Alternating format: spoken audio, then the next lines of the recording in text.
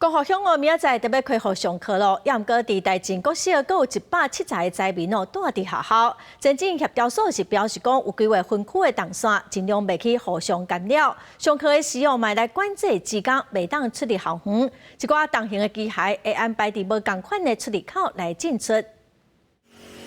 伫教室个走廊来回消毒，进行最后清理。花莲的光复高中经过连日的摒扫，初步过一段路，这次都要复课迎接学生上课。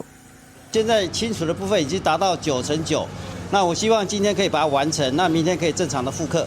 但是他们活动的空间，包含篮球场、包含棒球场、足球场，目前已经受损，所以呢暂时没有办法开放。学校表示，校园程度广的部分已经达到9成以上，并如期实体复课，也已经协调复原国小提供便当，解决营养午餐问题。也毋过，包括各中小学、甲高中，都要复课人数至少300多人，其中几啊间国小目前也提供给灾民安置。在还没有完全测完的状态之下呢，目前我们的规划是，我们学校有一边就是有一个区域是可以比较独立的进出，好那。受灾户可以从独立的路线进来。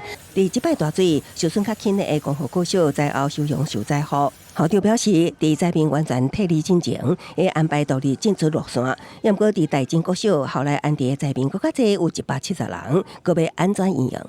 至少是6间国小可以使用的教学空间全部都分出来，会以红龙或者其他可行的方式做整个动线的区隔。